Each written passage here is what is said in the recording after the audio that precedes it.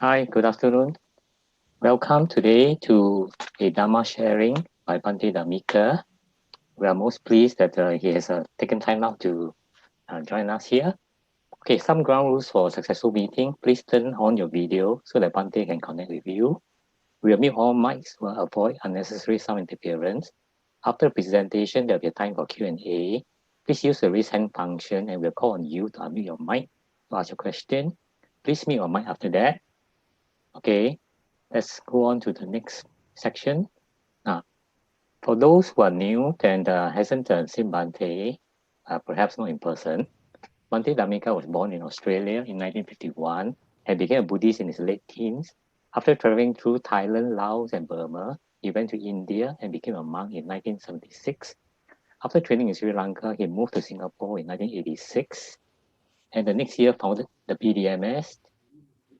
Since then, Bhante has written dozens of books and articles on Buddhism, which have gained a wide and appreciative readership and have been translated into more than 30 languages. In 2017, Bhante returned to Australia, where he now lives. Okay, Bhante, without further ado, please carry on. Okay, let us all start this talk by chanting the homage to the Buddha. Namo tassa bhagavato arahato samma sambuddhassa. Namo tassa bhagavato arahato samma sambuddhassa. Namo tassa bhagavato arahato samma sambuddhassa. Now we will read and reflect upon the invocation. With reverence for the Buddha's words and attentiveness of mind, we will strive to know the Dhamma thoroughly. With diligence and care, and so we can attain what the Buddha attained, we will strive to practice the Dhamma fully. With love in our hearts, and because truth is the greatest gift, we will share the Dhamma generously with others. Sadhu, sadhu, sadhu. Okay.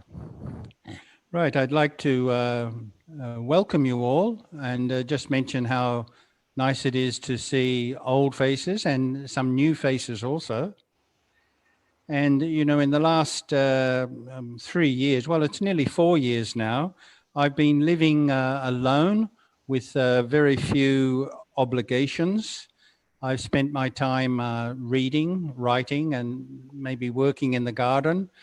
And for the most part, I'm by myself the whole time, and I'm finding it very pleasant. But this has made me think of how different it is when you're by yourself from how it is that when you're with others. And anybody who lives with other human beings, and virtually all of us do, will know that one persistent characteristics of human beings is that they don't always get along very well together. In fact, it is not at all uncommon. It's so common that it's expected that there will be tensions, ego struggles, disagreements, and so on. And it doesn't seem to matter whether it is a secular organization or a political organization or even a religious organization or sadly even a Buddhist organization where you don't have these problems. And the Buddha, of course, as we know, at least as he is depicted in the Pali Tipitaka, in the Pali Canon, mentioned all sorts of aspects of human life. The positive sides and the negative sides. And there is no doubt that the Buddha had a lot to say about not just conflicts between within groups of human beings, but why this happens. And just in preparing for this talk, I selected two from many. which I thought very well sums up the problems that human beings trying to work together have to deal with. The first one is from the Anguttara Nikaya, where somebody asked the Buddha, why do householders argue with each other? That's the question that the Buddha was asked. And he answered, because of their desire and lust for sensual pleasures. And then the person asked another question, why do ascetics and monks quarrel with each other? Interesting question. And the Buddha said, because of their desire and their lust for views and opinions. And I think that this is an extremely interesting observation. So according to the Buddha, the reason why people who live in the world argue with each other is because they're arguing about sensual pleasures, enjoyment, having more than the other guy, and so on. But then he mentions that ascetics and monks, and presumably Buddhist monks also, they often argue with each other too, but they don't argue about sensual pleasures, they argue about views and opinions. Now, that was in the 5th century BC. I think today it's not at all uncommon that there are lay people who are very interested in Buddhism or in politics or in other religion in general that argue with each other over views and opinions. And I think it's just as common that even monks nowadays argue over sensual pleasures, their desire and their lust for sensual pleasures. Now, I'm not suggesting that this happens everywhere, but having lived in monasteries for many, many years, I certainly know that this is the case. I knew of a case where 2 really quite well-known meditation teachers simply didn't speak to each other because some years ago there was a robe offering and one party felt that the other party got more robes than him. So these are 2 areas where, according to the Buddha, tensions, anxieties, disagreements and arguments and conflicts arise between people. That is, desires for sensual pleasure and desires for opinions. So that's the first quotation I'd like to use. And the second one is one of my favorites, has been one of my favorites for many years because it is topical.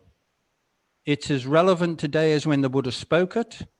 And also because it's poignant. It makes us very sad when we listen to it because it says a lot about human beings and their history.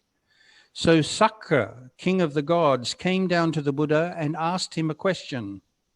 Why is it that wanting to live in peace, in ease, and in harmony, humanity is always in conflict?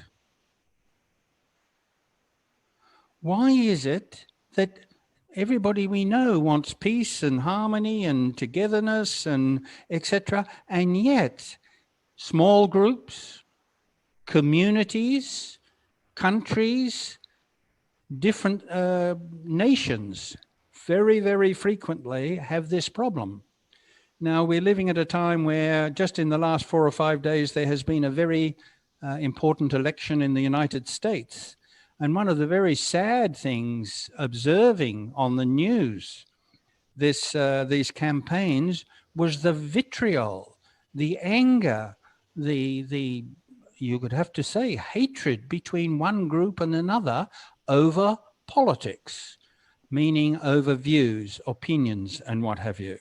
So here is one group of people, the same nation, most of them with the same religion, the same nationality, and yet very, very serious divisions.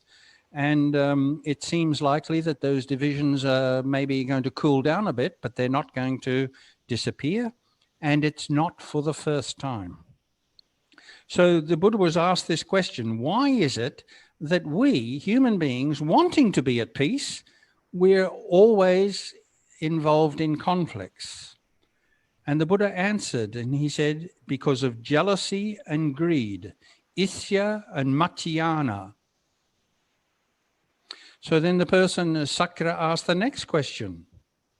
What causes jealousy and greed? And the Buddha said they are caused by liking and disliking, piya and apiya. You could even, piya sometimes is translated as love or attachment. So then another question was asked, what is the cause of liking and disliking? And the Buddha answered, they are caused by desire, chanda. Now the word chanda also means to leap at, to grab, but generally it's translated as desire. So then Sakra asked, what is the cause of desire? And the Buddha's answer here is very interesting. What causes desire? And he answered, thinking, vitakka. So then Sakra asked, then what is the cause of thinking? And the Buddha didn't actually answer this question. He said, the mind's tendency to proliferate causes thinking. And the word for proliferation here is papancha. So here we've got conflict, greed and jealousy, liking and disliking, desire, thinking, and the process of proliferating thinking. Now, if we reverse that, okay, we might be able to say something about conflicts in human society and why they happen. Okay, so in both these cases, the first quotation I gave and the second quotation I gave, the cause is basically the same. Desire, craving, wanting, insisting on getting your own way, etc. The second thing is, in both cases, they go back to the mind. Okay. And the third part is, particularly in the second quotation, that we can't stop it. We get carried away. We can't prevent it from happening. Indeed, we don't even know that it is happening. Now, I would like to just deviate a little bit for a minute and talk about one of the most common forms of conflict between people, individuals or groups of people, and that is arguments, verbal arguments. Now, all of you, me included, have probably been involved in arguments. And if we haven't been involved in arguments, we've observed arguments taking place. Okay. Now, these arguments can, as the Buddha said, they can take place because of wanting to get sensual desire, or more commonly, opinions and views. So let's take a case. There are two people with two different and contrasting views about something. Let's say politics. One person says A. The other person says, no, not A. The second person says, you must be kidding. It's as clear as anything that it's A. And the first one says, no, all the evidence shows that it's not A. And gradually the tension gets higher and higher. Soon, one person threatens the other person by calling them a name. You must be stupid. Can't you see? It's as clear as anything.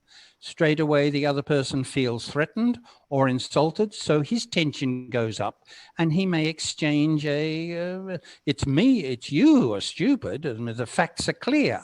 And it gradually escalates, and they get more and more angry, more and more frustrated. This person is frustrated because the other person can't see his point of view. This person is angry because he can't convince the other, and the tensions get higher and higher. All of us have witnessed something like this or been involved in it. And even when there is not shouting, raised voices, an exchange of insults, you will have noticed, if you're involved in this, that you can feel your heart going quicker.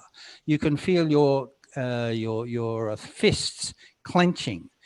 Even though you might still be trying to smile, it's now a forced smile. You don't feel nice and you don't like the other person. And then maybe in the end, one or the other party says, well, let's agree to disagree. And you part company with ill feeling. How often does this happen? Very, very often.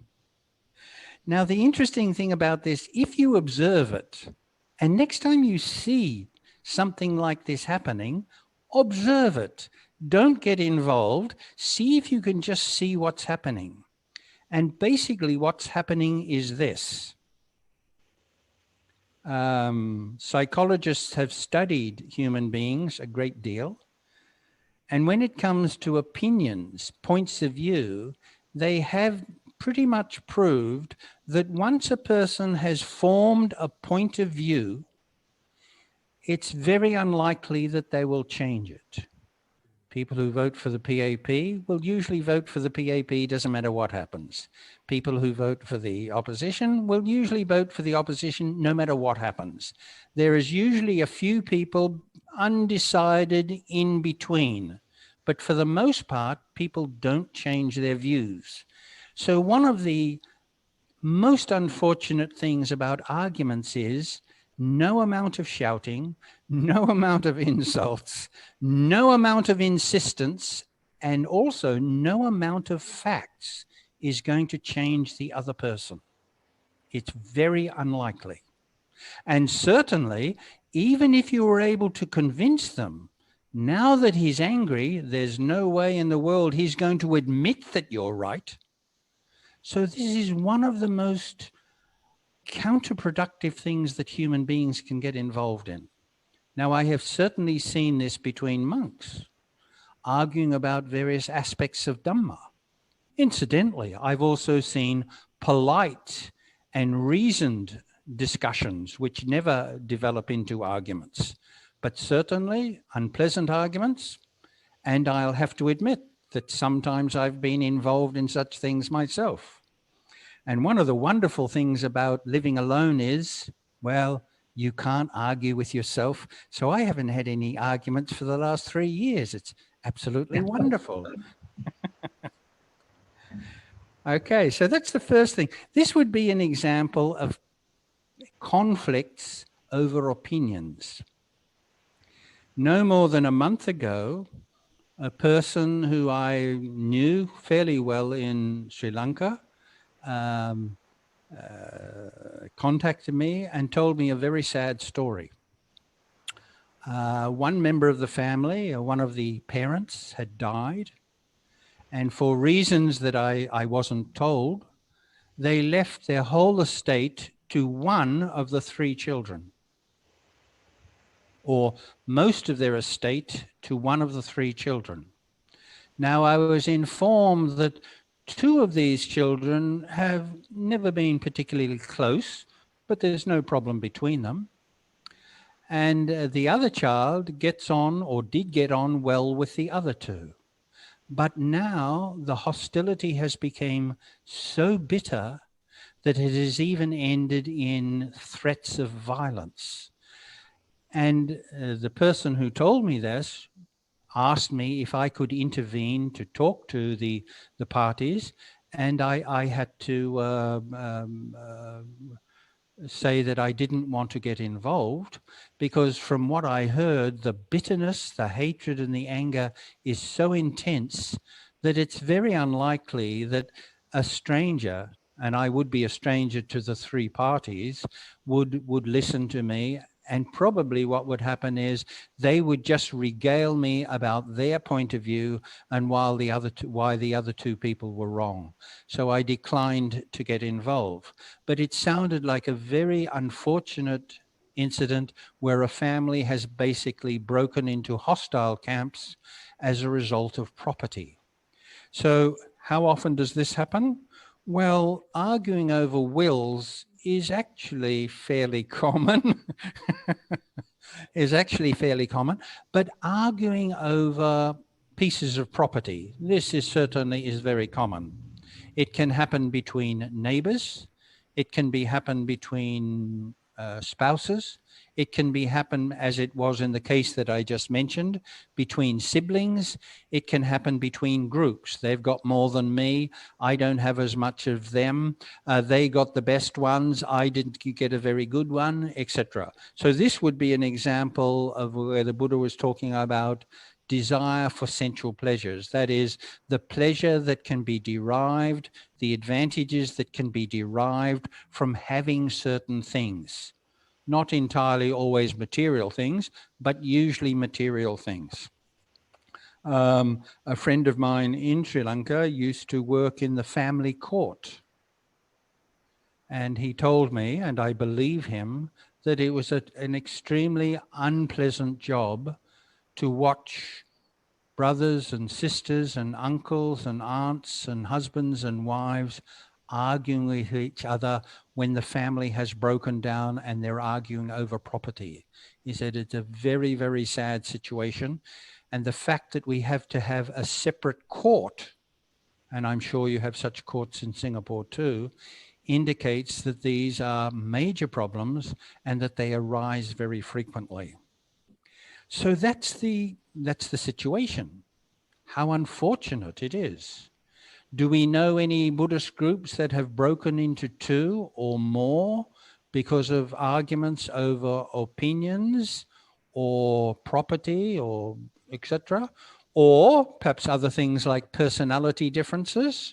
Well, I can't think of any in Singapore myself, but I do know that such things do happen, although they're not necessarily always common. So that's the problem. Now we come to what I would say is an interesting thing as to how Buddhism differs from other religions. So we're not the only religion to know that human beings are often in conflict with each other. What Buddhism does, which I believe that no other religion does, is look to the psychological causes of such problems. And the point is that if such problems are caused by something within the individual, then it's the individual who needs to do something to change the situation. Okay. And that's where we see the Buddha giving his analysis of why these things happen. Now, if we return to the Sakkapanha Sutta, I'll just reiterate. The Buddha is asked, why is it that these conflicts break out? And he says, because of jealousy and greed. Okay. And what is the cause of that? Liking and disliking. Okay. I like this, I don't like that. I like you, I don't like her, and so on. So we could put that down as preferences. I prefer this than that. And what causes that? According to the Buddha, desire. Okay. And what causes, now it becomes somewhat more difficult and it needs to be explained. What causes desire is thinking. And what happens when we think? We have a tendency to proliferate those thoughts. This is one of the central insights of the Buddha. So when the Buddha was talking about proliferation, he used the word papancha. Now, I'm going to try to think of an example of papancha. Papancha is when you have a thought and it doubles, triples, multiplies, and it fills your whole head. And no matter how you try, you can't get rid of it. So probably a good example of this would be worry.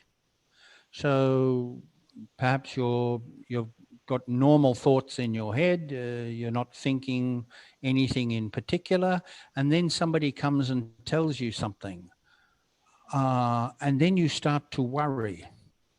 We've all had this experience too. And no matter how much you try, you can't stop that thought repeating itself, doubling itself, tripling itself, multiplying itself, so that in the evening you can't sleep.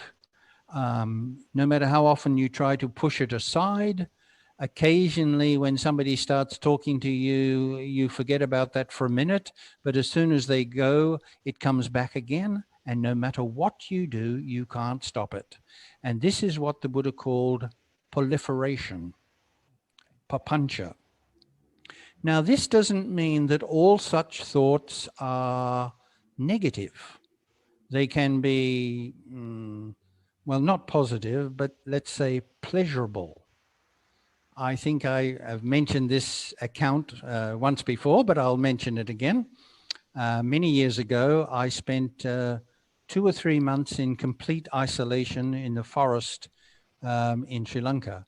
Now, right on the edge of the ancient city of Kandy in Sri Lanka is a great forest. This is where several very famous monks used to live, one of them being Nyanaponika.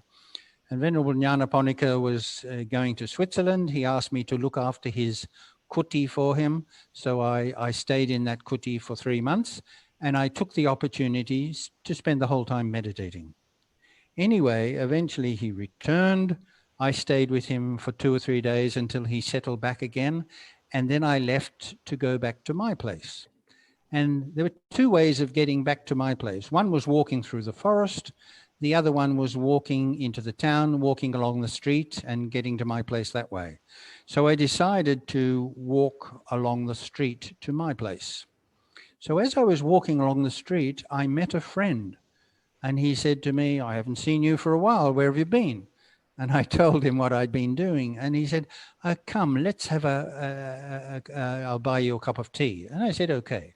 So we walked across the road, and that's where the Kandy City Mission is. And they have quite a nice restaurant there with nice cakes. So I was looking forward to that.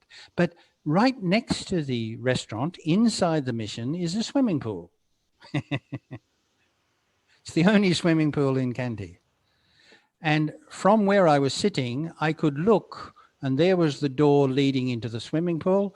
It was only about 10 feet wide or something. I could see people playing in the water.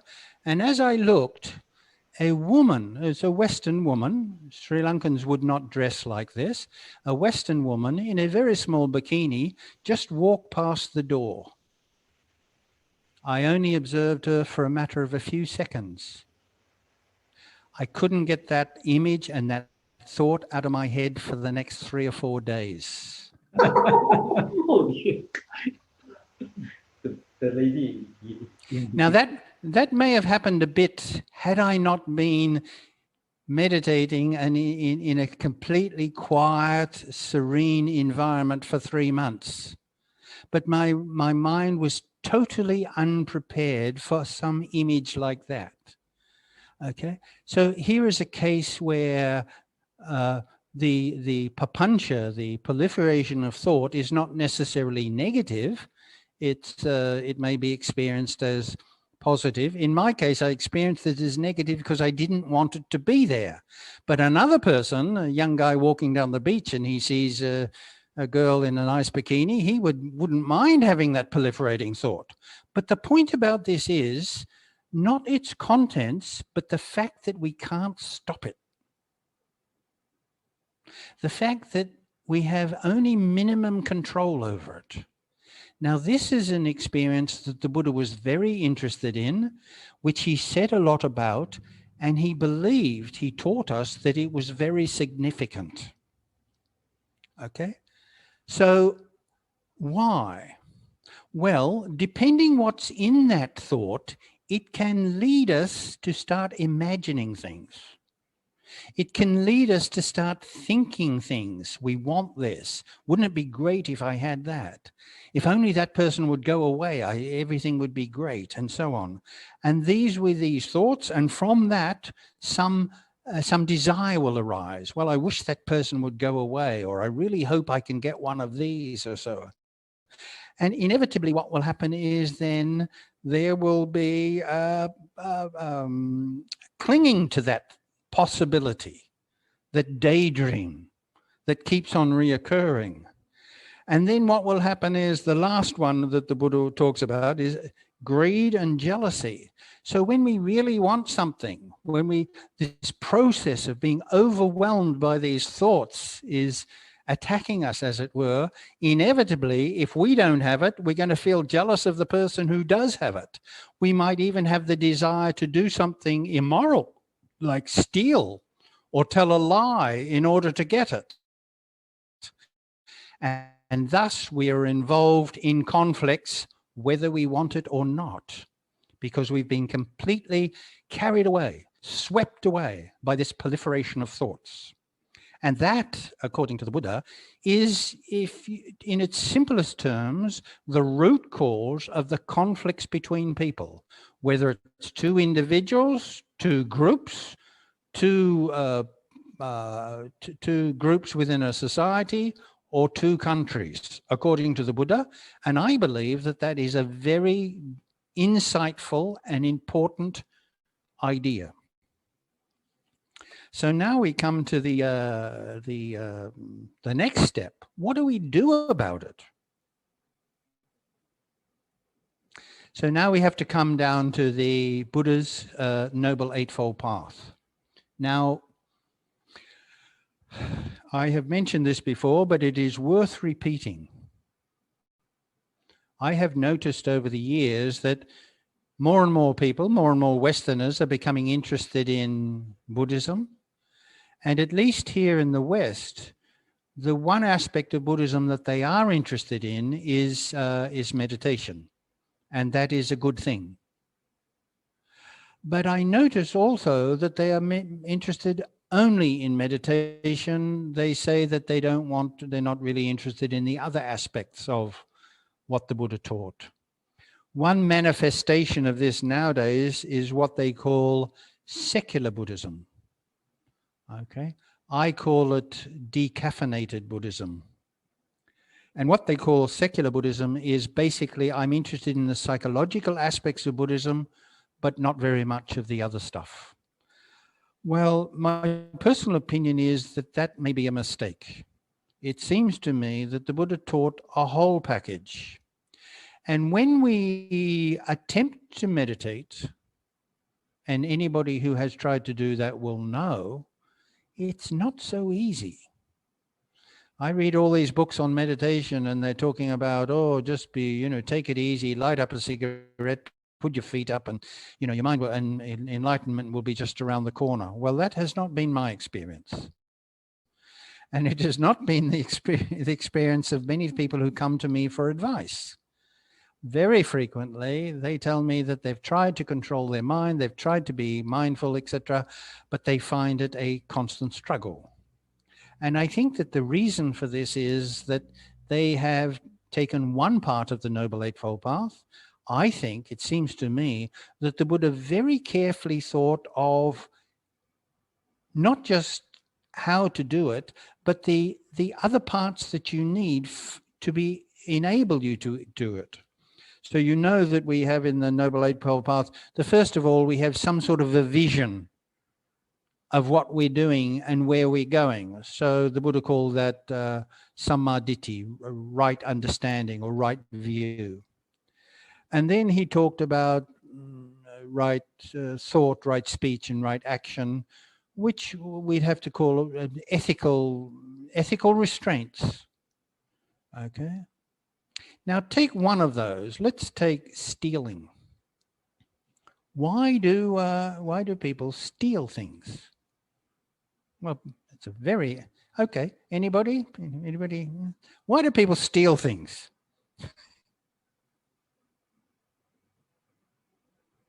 I think the reason they steal them is because they want them and they see an opportunity that they can get it. In other words, they have a desire which is strong enough that they're going to risk getting caught or being found out. In other words, when you steal something, behind that is desire. So if you undertake the precept not to steal, you're restraining, you're putting the brakes on your desire. And we said before that one of the causes of conflicts is desire. So it seems to me that right thought, right speech, and action are helping us to weaken the grip that desire has on us. Not eliminate it, but at least bring it under control. In other words, that following the ethical principles of Buddhism are directly related to helping us to meditate. And then there is samma ajiva, right livelihood. I would say the same thing would apply. There are aspects of work that people do that are in some senses perhaps do not overly aggravate the mind. There are other jobs which probably do that. So certain types of work, certain types of livelihood would be more conducive to coming to terms with our mind than other ones would be. Okay. Effort, of course, that goes without saying. And then we have the last two, samma sati and samma samadhi, which both deal specifically with meditation. Okay. So I would say that the beginning of dealing with mental proliferation is following the whole path. So now we come to meditation, or perhaps we could use the word mental training. How do we go about, what could we do? How could we go about doing things that could help us come to terms with and become more aware of our mental proliferation? So normally you would be asked, there'd be a discussion about meditation. Now, one of the problems with the word meditation is whether East or West, whether Asians or Westerners, as soon as you talk about meditation, a very particular image pops into people's mind. And the image that pops into their mind is sitting in a particular place, in a particular posture, and doing something with your mind, a sort of a mental exercise. Okay. Now, the problem here is that many people, particularly in a busy city like Singapore, will tell you they don't have time. Okay. Which is probably a valid excuse. So how about, could we meditate, or could we do some mental exercises that didn't involve taking a half hour off our daily activities? In other words, could we do something while we're doing our daily activities that could help us do this? And I believe there is. And when you go to the Satipatthana Sutta, which is the classic text in which the Buddha laid down the practice of meditation, we see something interesting. Towards the end of the discourse, the Buddha talks about sati sampajanya, mindfulness and clear comprehension. I think the ancient commentators thought that these were two different things. I think that they are just synonyms for each other, different words for the same thing. Just as I would say, make an effort, strain. Both those words basically mean the same thing. So I think when the Buddha said sati sampajanya, he was just basically using different words for the same thing. Being mindful, having clear comprehension. Now, this is the practice that I have done for a long time, but now I'm doing it much more than I ever did before, mainly because my telephone doesn't go like it used to be in Singapore. The other reason is you know, downstairs there's the food hall. What, is it still there, or is it closed down? It's still there. So it's still there, is it? They're still. So I'm sitting up in my room and I think I can meditate. And then the aroma of something nice being cooked downstairs comes in the window, and I have papancha. And then my stomach starts to rumble and what have you. Here, where I'm living now, I don't have these problems. The only person who cooks the food here is me, and it's very unappetizing. So I never have all these wonderful thoughts about nice food. Second thing, it's quiet. The third thing is almost nobody comes to see me. My neighbor on this side is very friendly. When I need something, she has very open-handedly helped. Occasionally when she needs something, I go and help her. But for the most part, 2 weeks can go past without me even talking to anybody. So what I do is I try, when I'm doing some needed task, simply to do it as mindfully as possible. And I'll give you 2 examples of what I used to do when I was in Singapore. So it's sometime during the week in Singapore when there was nobody coming, often on a Friday morning or sometimes in the early afternoon, I would vacuum the floor. And what I would do is I would say to myself, I would make a adhitthana, a resolution. From the time I put the plug in and switch on the vacuum cleaner, to the time I switch the vacuum cleaner off and unplug it, I will just try to vacuum the floor, being fully aware of what I'm doing, not daydreaming, not hoping that I finish soon, not getting irritated because I found a whole lot of people's toenails on the floor from the last talk I was giving. You know what it's like. You're giving a talk, you look out on the audience and you see somebody looking down, and you keep on talking, but you look more carefully and you see that while you're talking about the Dhamma, he's picking his toenails. And then when the crowd leaves, you go over there and you see there's a big pile of toenails on the floor. So I do the vacuum cleaning without thinking anything like that.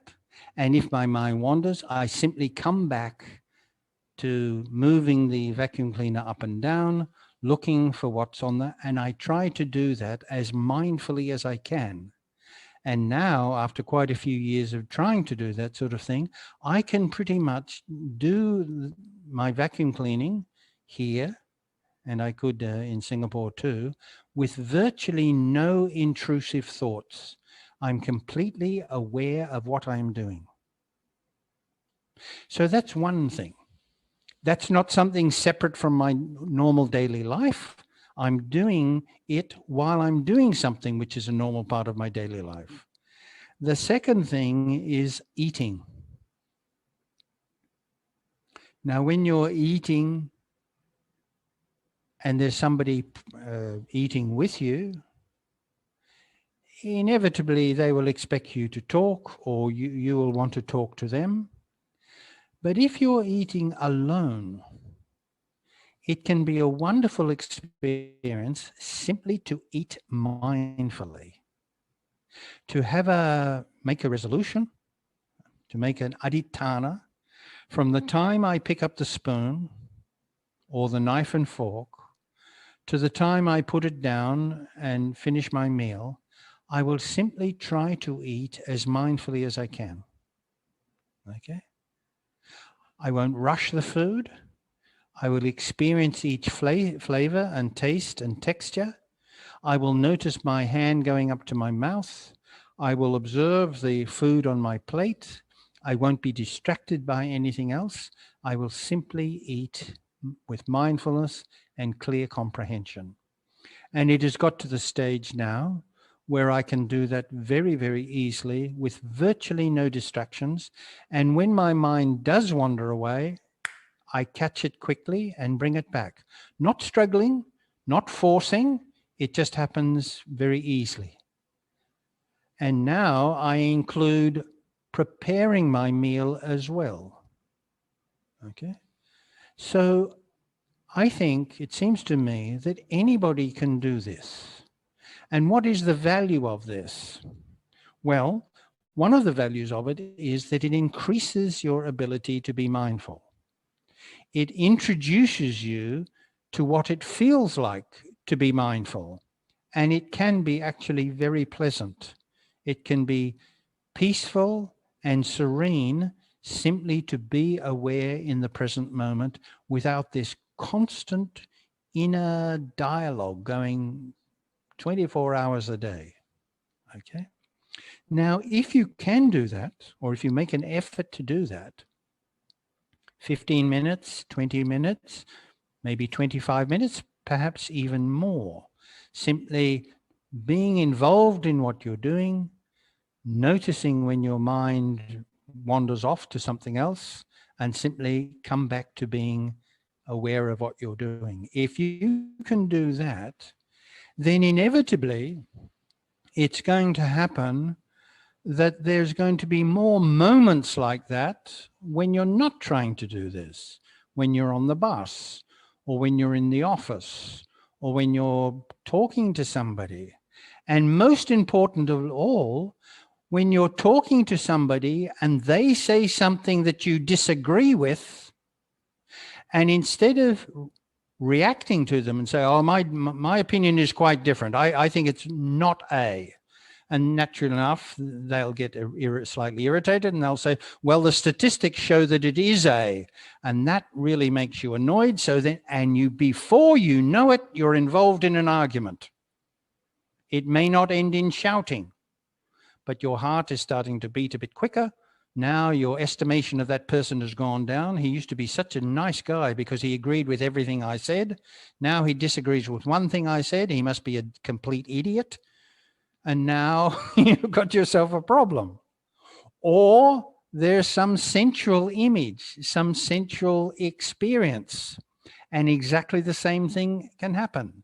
You can catch it and not be carried away by it. So this is, if you were to do this, as well as trying to practice and to put into place the other steps of the Noble Eightfold Path, then you are genuinely doing something that may very well help you to be in a position where you may not be able to stop other people's conflicts or their desire to have a conflict with you, but you're in the position where that you can keep your senses, you can keep your sense about you and pull back, not get involved. And there's all sorts of things you can do. One thing you can do is when they say something that may potentially provoke you, you can say something like, oh, well, that's one way of looking at it. Or you can say, it may be true, etc. In which case, instead of wasting your time, banging your head against the wall, trying to convince somebody who cannot be convinced, you have more peace in your life and you're less likely to be involved in conflicts. So when the Buddha said, why do householders argue with each other? It's because of their attachment to their desire for sensual pleasures. And then other people, they're involved in arguments and that because of they are attached to and they have desire for their opinions. You can be the type of person who is less involved in such things and hopefully in time very little involved, which will give you a great deal of peace and happiness and tranquility. And that's what all of us really want ultimately. Okay, that's all that I have to say for this afternoon. Bhante, Yeah. for the benefit of all the listeners, what are the two sutta references you refer to? The first one, it's in the Anguttara Nikaya, and it's the Book of Fives. Just let me see if I can find that. Do you know that sutta? Unfortunately, no. Okay, I'll find it for you.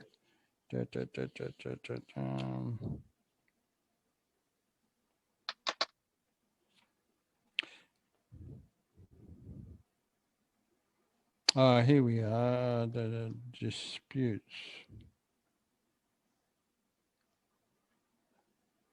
While Bhante is looking for the reference, if anyone has any questions, please raise your hands. Yep.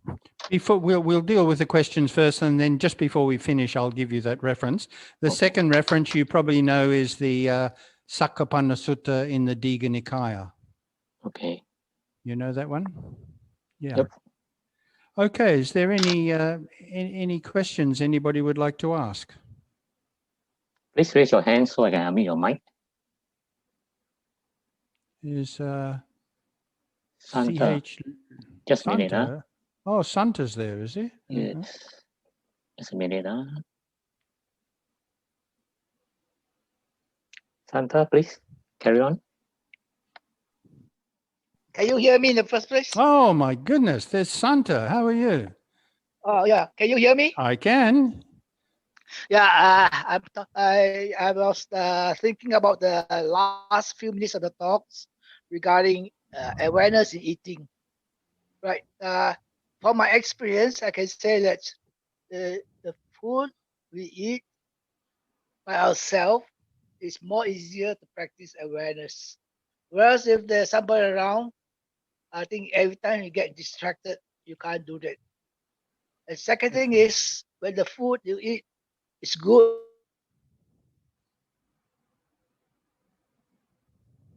you can do it. You can eat slowly, enjoy the taste. It's food, especially when you buy it with money. It's horrible. I don't think that you'll be able to do practice awareness because if that is the case, you want to finish the food as possible, fill up the stomach, and get away with it as soon as you can. So, Okay. Yeah. depending on the situation, sometimes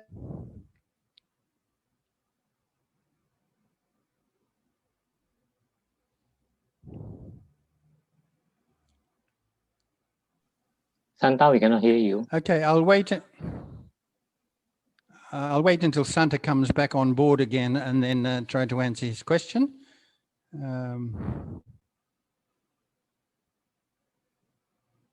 Okay, I think we'll have to move on. Is Santa there? No. Okay. Okay. Well, he made 2 points. One point, I think I made that same point, that it is more difficult to do this, what we would call mindful eating, when you're in company. There's no doubt about that. As for the second one, that is, if the meal that you're eating is really rotten, this is what I would advise: to make a decision whether you're going to finish the meal or put it aside or eat it anyway because you've already paid for it. And although it's not as nice as you thought it was, it's not inedible, in which case I would say use that as an exercise not to be carried away, eating it annoying, thinking, man, I paid $3 for this meal and it's absolutely disgusting. I'm going to say something. And that's the problem with these food halls nowadays. And off you go again. Could you, if you decide that it is edible without necessarily being palatable, can you eat it without getting carried away by such thoughts? So I would say that rather than putting it aside, take that as a challenge and see if you can be mindful while you're doing that. But Santa brought up a good point, and that point is this: can you do this all of the time? And can you succeed every time you try? And the answer is no. Okay. Well, we never know how circumstances can be very different in many different cases. But this is what you can say is this: that the more you do it, the more it becomes something easy to do. So if you put it away, if you fail to do it because you think that this is not the right circumstances, then it may be that you never end up doing it. So I would say take every opportunity to do it to the best of your ability. And where it doesn't work, well, maybe next time. Okay, anything else?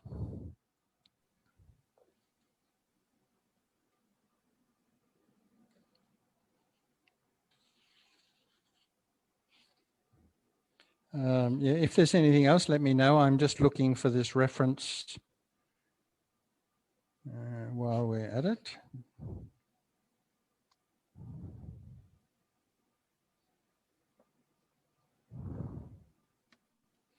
Yep. Bhante, perhaps I ask a question. Yes. Do you use a thought substitution to replace one thought with another? I have used that, but I don't use it so often. Have you done that? Yes. Of course, I mean, the things like, especially when there's disagreement, and then you know your thoughts may run into papancha. So Mhm. perhaps you replace it with maybe thoughts of like loving kindness, Mhm. or going back and thinking that you know that in the past a person has done something good, and then that takes a little bit of things away from the Okay. stink. Okay. Well, I'll comment on this. The first thing is, I think I've mentioned this in my book, Like Milk and Water Mixed. I don't think it is a good idea to try to develop metta when you are feeling some irritation towards a person. I don't think that's the best time to do that. So I would suggest other things that you mentioned, but not that. I think that the best time to do metta is when you're either feeling neutral or when you're feeling positive. I think you could probably understand the rationale behind that. Yes. But well, I can think of other things too. I always think it's a good idea to consider, well, they may be right. I may not have the full picture. Or thinking, well, it may be that that's somewhat different from my point of view, but not entirely different. So there is some sort of meeting point. Or maybe that's very different from my understanding. I'm going to check it and see, make sure that that is correct. And a third one is, and I found an example of this in the Tipitaka. This is a very important point. There is an example of where the Buddha did this. It's not always necessary to win every argument. Okay. There is a very interesting dialogue. There's the Buddha and a Brahmin and Ananda, and they are having a discussion. I'll give you the reference to it later if you like. And Ananda asked this guy a question, and if he answered it correctly, he would be contradicting something that he said earlier. In other words, Ananda has been able to corner him. And then the Brahmin changes the question, and Ananda won't let him change the subject. He brings it back to him and asks the question again. And again, the Brahmin tries to make a distraction so he doesn't answer the question. And Ananda says, no, answer this question. And I've asked you the question. What do you think? And the Buddha is observing this. So Ananda has got this guy in a grip. He's intent on having this guy admit that he's wrong. And then suddenly the Buddha asks this Brahmin, "Oh, you often go to the royal court. What's happening there today?" And very clearly the Brahmin is delighted that the Buddha has asked him a question, so he can now ask the Buddha's question without having to deal with Ananda's insistence. In other words, the Buddha helps him get off the hook. And I see that as an example of where the Buddha realized, and maybe Ananda later realized always, that it's not necessary to win every argument. So I think thinking along those lines, in the case of debates, arguments, or disagreements, I think that they can be useful replacement thoughts, if you like. There's a question from the floor. Yeah. How can one do if the other party is very desired in their opinion? They stick to their opinion that they are always right. Okay. So few things can be more annoying than a person who has an opinion about everything and all their opinions are right. They're not. So this is the best idea. Let them talk and don't get involved. You're probably not going to change them. So why all get hot under the collar and flustered and that? You're wasting your time. Just let them keep their opinion. But that raises another question.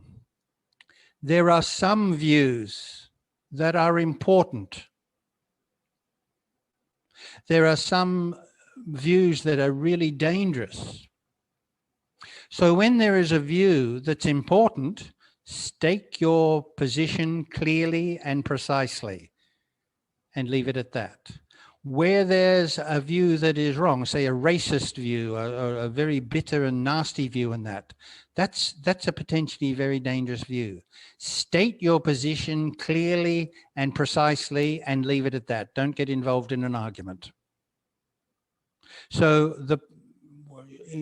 to put it in simple languages, there are sometimes it is necessary to not to stand back and just say nothing or to be uninvolved. Sometimes I think it is a good and a moral thing to state your position clearly, even if it contradicts the other person.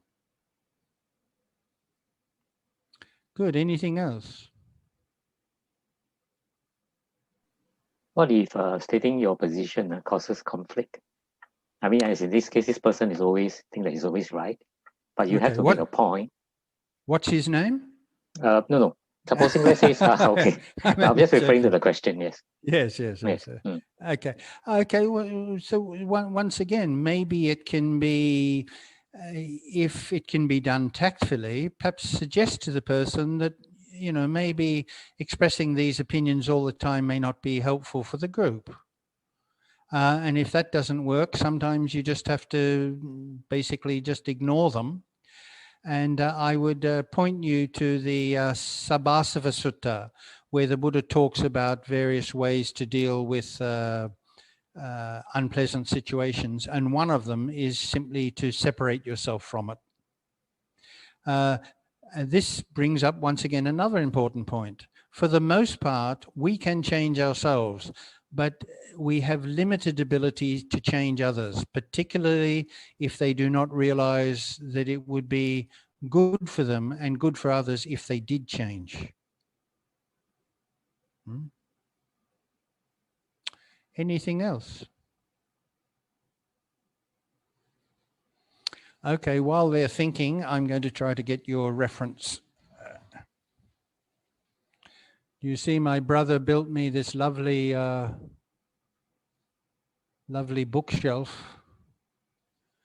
So I've got the whole of the Tipitaka translation on top and then the Pali text below. It's very, very useful.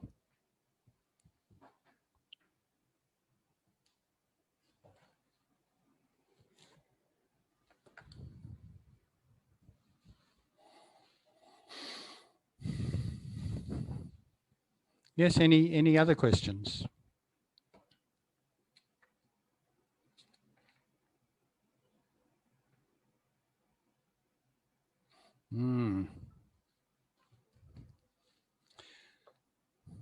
Anything else? Well, they're very quiet.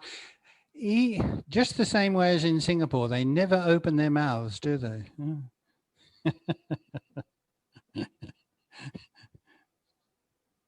Bhante, maybe perhaps I ask a question. Okay. There is always in the Anapanasati Sutta, the Buddha says, a monk knows his mind, is aware of the mind with lust.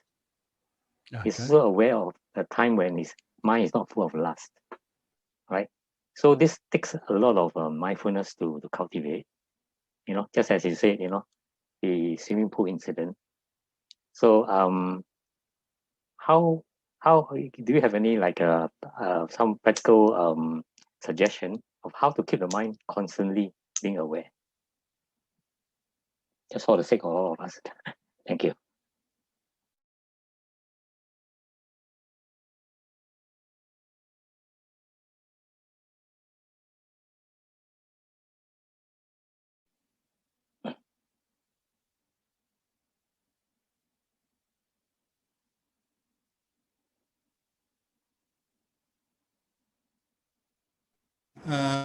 Can you hear me now? Yes. No? Okay. Please ask your question again. Most of it I didn't hear. In the sutta, the Buddha says a bhikkhu must know a mind with lust, and a mind without lust can be great hatred or delusion, any of this. So is there any practical advice you give on this? for the sake of the audience? How to cultivate this constant awareness? Well, I think that that's pretty much what I talked about. One thing is doing these exercises where you try to be as mindful as you can. Then for specific thoughts, of course, a regular meditation practice, that is where you sit down and you specifically do nothing else but try to be mindful and attentive of what's happening in your mind. So I would say that those are the two things. Also, another thing is that if we're talking about lustful thoughts, so these would be of a sexual nature or concerning having lots of things which you can indulge your pleasures in. I think also it can be helpful to remind yourself that these are not really very useful or helpful in what you claim your goal is. If you're a Buddhist, check yourself at such times and keep them in check if you can. Yeah. There's a follow-up question on the about the person having a very fixed opinion. Then what if in the first instance the person sees you and have this defensiveness or self-centeredness, opinion of you, and then what can we do if we need to converse with them? So the question is, if you encounter a person and they have a very low opinion of you, how can you converse with them? Is that the question? Yes, I think so. That's one. Well, I've certainly been in that position before. Generally, if it seems to me that if somebody, is curled lip expression on their face makes it clear to them that they have a very poor opinion of me, then I don't converse with them unless it's necessary. And if it is necessary, like I say, a government officer who certainly I've had that experience before, where it's very clear that they disapprove of you, or they, in my case in the West, because I wear this robe often when I go out, many people don't know what it is and they think you're some sort of crazy, that it's not uncommon that they have a sort of a rather low opinion of you. So if I have to deal with them, I do it, and I try to be as polite and as non-influenced by my feelings of that I may have towards them. And if I don't have to deal with them, then I simply don't deal with them.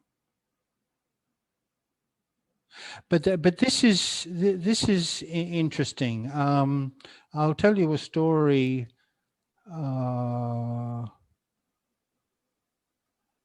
That happened to somebody I know, and he told me this story.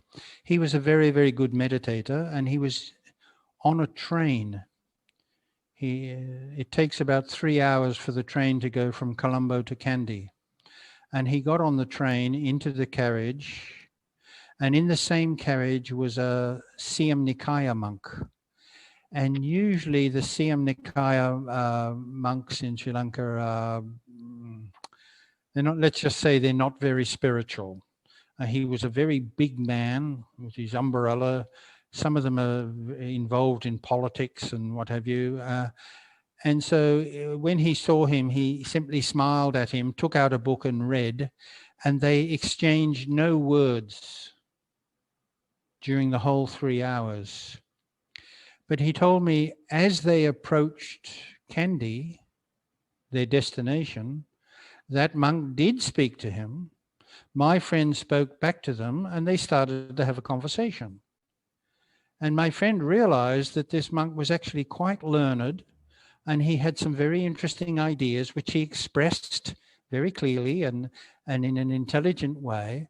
And just as the conversation was going well, they arrived at their destination. He had to go one way, and the Siam Nikaya monk went the other way. And he told me that he really regretted not starting a conversation early on. And the reason he didn't start the conversation early on is because he saw him and ideas that he had in his mind, the impression that he developed prevented him from doing that. So you've got to be very careful. Sometimes you misread people's body language or the expression of their voice. They may, I mean, it's good to be tricked like that sometimes and make a note of it, because sometimes we judge others and quickly and inaccurately. Bhante, there's another question. Yeah. Bhante, how do we develop sympathetic joy for other people that we feel resentment for? Someone that you habitually feel upset about. Yeah, well, I don't know that you can develop sympathetic joy, but I think that here is a case where it's time to start asking yourself some questions. So one question you can ask is, why don't you like them? And the reality is that we dislike people for a wide variety of reasons, because they have different opinions than us, etc. Sometimes because they're better than us. So the problem may not be them, the problem may be us, or some of the problem may be us. So here is a time when we need to have a good, honest look at ourselves and why we feel like that towards that person. So that's one thing you can do as a beginning. The second thing is, in my book, Like Milk and Water Mixed, at the one chapter deals with this very problem. And in the back of the book, I have a step-by-step instructions of how to do metta bhavana. And the best way to do metta bhavana for somebody like this, for whatever reason that you don't like this person, don't every time you feel annoyed, or when you're in your company and you feel yourself feeling irritated or annoyed by them, don't do metta meditation at that time. Okay. When you're doing metta meditation and you feel very positive that your general level of peacefulness or happiness rises, then do metta for them. At that time specifically, identify with them and say, well, he's a real bastard, but well, may he be happy too. And, he irritates me and I can't stand him, but he's a human being too. May he be well and happy. At the time, doing that against a background of positive feeling makes it more likely that your thoughts will be gradually transformed. Okay. And then over time, as maybe your feelings change a little bit, then you can start maybe making an attempt to interact with them, maybe share something with them, or when you see that they're in need of something, just go up and ask if you can help or something like that. And gradually, little by little, perhaps change your relationship with them and theirs with yours. I think these are long-term projects. One of the really unpleasant things about irritation, dislike, and hatred is it can arise quickly, but it can take a good deal of effort and commitment to change over a period of time. But if you can do it, it's very, very rewarding. I have certainly had bad relations with people, and then as a result, maybe it's something they did or something that I've tried to do or something that we both did, and things got better. It's nice when that happens. Bhante, there's a general comment here. It says, very often people are judging others by their looks. Yeah, very often, yeah. Now, yeah, go on. I'm not sure if, people are aware that, they are judging others by their own looks. I mean, people judge us by their looks, but sometimes very often we ourselves fall into that trap, I think. Oh, yeah, I think and it is understandable. I mean, before we've spoken to somebody, we've seen them. Okay. And the second thing is, people quite often dress in such a way to send you a message. Okay. So nowadays, I don't know if you have in Singapore, but here in Australia, we have a type of people called Goths, Goths.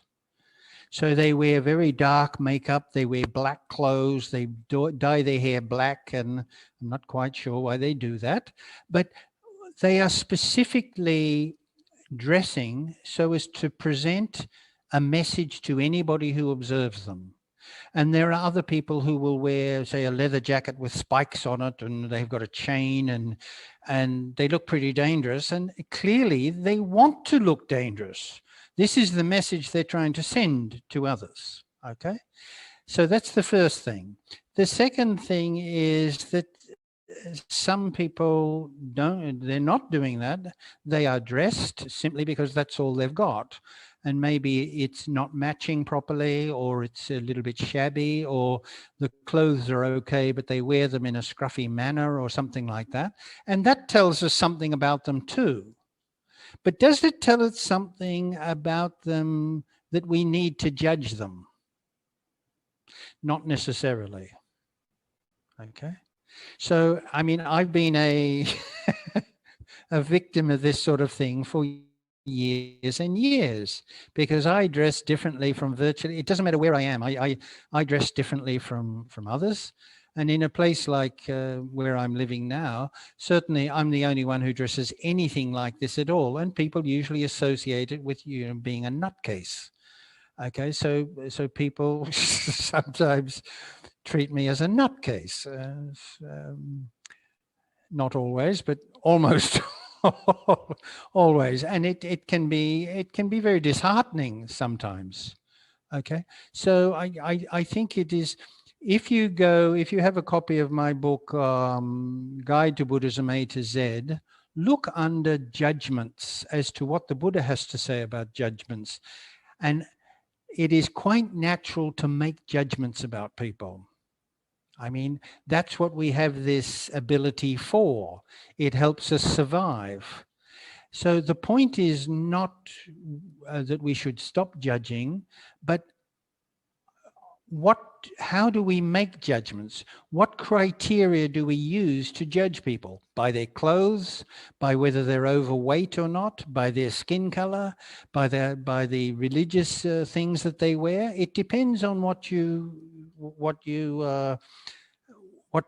how you make your judgments. And the second thing is that having made a judgment, always keep in mind that you may not have made a correct judgment, and be ready to change it if new information comes along, which requires you, because you've now got a more complete picture of that person. Please read the section on judgments, because the Buddha has quite a few very interesting and important things to say about judging. Generally speaking, we ought to not be quick to make judgments. There was a follow-up comment on judgment. He says, so looks is advantageous to some. They get everything their way. Others with less beauty seems to have lesser things, more disadvantages. That's certainly true. So in my case, I've always been considered to be highly handsome. And so I've noticed that it makes a big difference in your life. Yeah?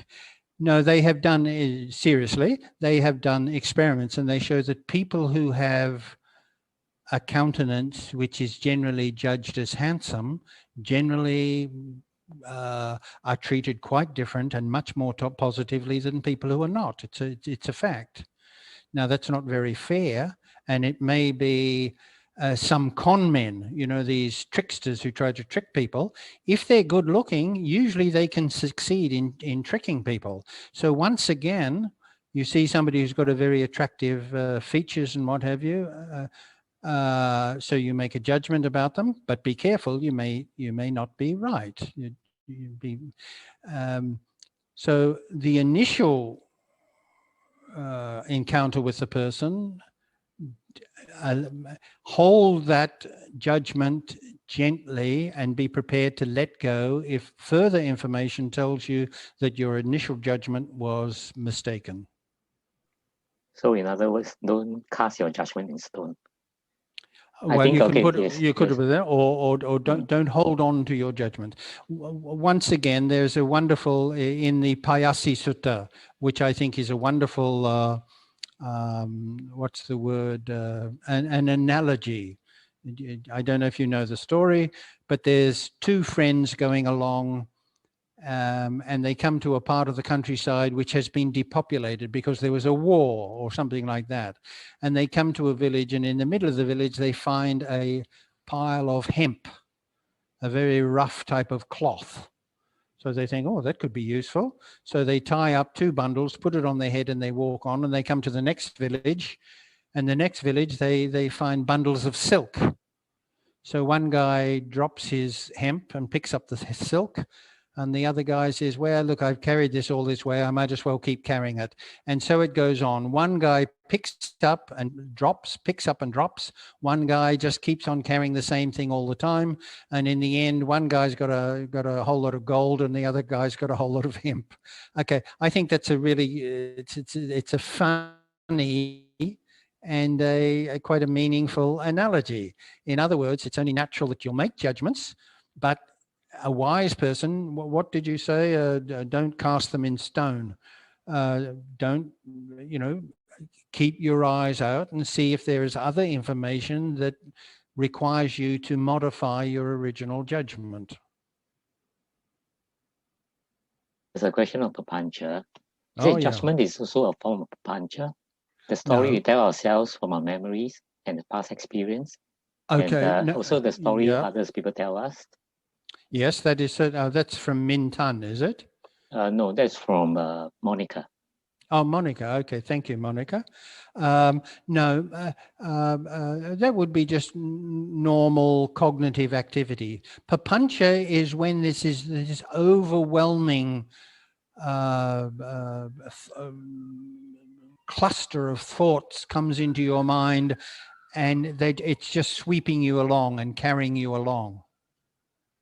So what you're referring to is just perhaps ordinary thoughts or speculation or imagination. Papancha is something much more serious than that. Anything else? No, there's one remark here from Upali. He said, isn't the thought Oh. that the person is judging me is itself a judgment? If you like, yes. Next question. Yes, so what I found here, and incidentally, I found this in Singapore too, the government officials, the public service that I've dealt with have generally at least tried very hard to be as pleasant and as non-judgmental as possible. I found this when I was in the hospital, and I found this when I had to go to the government office trying to get my pension. Virtually without exception, I noticed that they must do some special training for their people where they're just objective, they're polite to you, they ask you questions, they don't intrude, they don't give you a funny look. I found it very nice having to deal with them. It's same in Singapore, incidentally. Well, there's a remark here. How do we at least minimize them to judge us? Once again, how can you control another person's mind? It's very difficult to do that. And of course, you don't know whether they're judging you or not. Some people are very good at disguising whatever's going on in their mind. As you must know, you must have done that yourself. I mean, how often have you seen somebody in the distance and you've thought to yourself, God, look at that crazy looking guy. What the hell is he? But you don't display any what's going on. You hide very carefully what's going on in your mind. So we simply don't know, and certainly we can't control it. I mean, I think it would be very unwise to walk up to somebody and say, hey, you stop judging me. I think it'd be very difficult to live our life if we always think that people are judging us. I think that's going to be a constant thing that's going to happen. Yeah. Well, here's an experience that I had in Australia once. I was standing waiting for a bus, and a furniture van parked just up the road a little bit, and it blocked my view, so I couldn't see when the bus was coming. And there was a man standing some distance away, and I was sort of looking like this and looking like this. And then I noticed him coming up to me, and he came up to me and he was extremely aggressive towards me. What are you looking at? What are you staring at me for? And he became very aggressive, and I was a little bit frightened for a few minutes. And I explained to him, I'm not looking at you. I'm trying to look behind the bus to see when the bus is coming. He didn't accept that, and he walked away very, very angrily. So here is a case where he quite accidentally thought that I was staring at and checking him out, and I wasn't. I mean, it's remarkable the mistakes we make. I know Bun Hua, one of our members once, I don't know if you were there at the time, he told a really fascinating story that he was driving along the PIE or something like that, and somebody drove beside him and started sort of making hand gestures and what have you, and he got extremely annoyed. Who the hell is this fellow? First of all, he was behind him tooting his horn, deet, deet, deet. And then he drove quicker, and he drove beside Bunhua and made all these hand gestures, and Bunhua thought that he was angry at him or was trying to insult him, until he then suddenly realized that his seatbelt was hanging out from underneath the door and banging on the road. So 1 minute, based on what this man was doing, he thought that this man was being aggressive towards him and being rude to him. A few seconds later, he realized that this guy was actually trying to help him, was informing him that his seatbelt was hanging out of the door and banging up and down on the road as he drove. Automatically, his negative feelings disappeared, of course. But that's a very, very good example of how we can misread the signals that we're picking up from other people. Okay, but of course, sometimes the signals we pick up, we may interpret correctly, but whatever it is, don't hang on to them tight. Be prepared to modify them if more information tells you that you were wrong. Okay, one final question. Okay, good. Jesus says you shall not judge people, otherwise you will be judged. What is your view? Well, I think if God said we shouldn't judge, maybe he shouldn't judge either. Actually, so this comes back to what I was saying before. Of course we must judge. In my article on judgment, I give the example. If you put an advertisement in the newspaper for a babysitter because you and your husband or you and your wife are going to the theater tonight, and a guy comes to the door and he smells of alcohol and he's got a swastika tattooed on his head and he smells of alcohol and he's rather dirty, what are you going to do? Oh, I better not judge. Yes, please come and of course you're going to judge them, and so you should judge them. Okay, so we're making judgments all of the time because it can be life enhancing, it can be useful, but the thing is, how do you, or what criteria do you base your judgments on? And can you change your judgments if later on you find out that your initial judgment was wrong? So I would disagree with Jesus on that matter. Thank you, Bhante, for the illuminating talk. We shall move on to the next part of the talk. We shall give some, we shall do have merits. Yes, right. Okay. Bhante, please. Right. So let us dedicate the merit that we have made from participating in this wholesome Dhamma activity to our departed relatives and friends. Okay. Idam minati nang hotu sukhita hontu nadayu idam minatinang hotu sukhita hontu natayo. Idam minatinang hotu sukhita hontu natayo.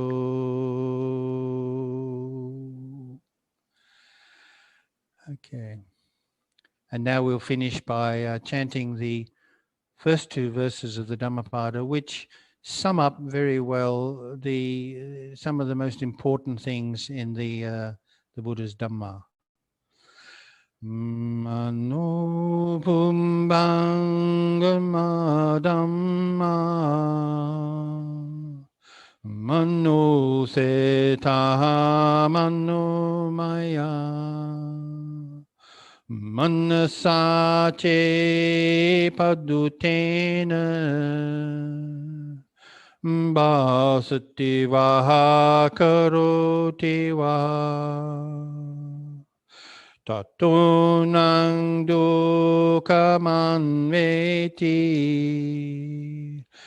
changkang vahawatu padang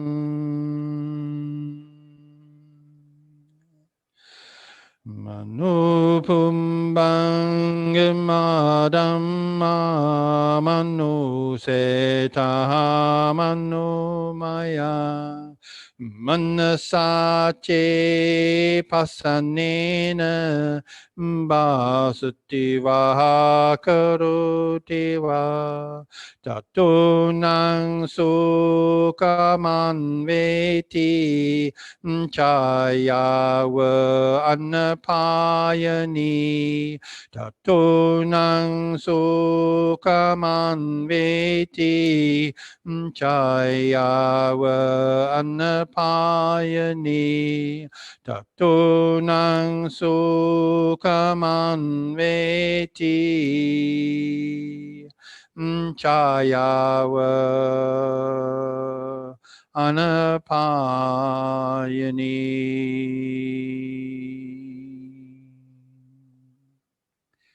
After this talk is over, may you all be protected, guided, and blessed by the Buddha, the Dhamma, and the Sangha. Right. Good evening. Thank you, Bhante.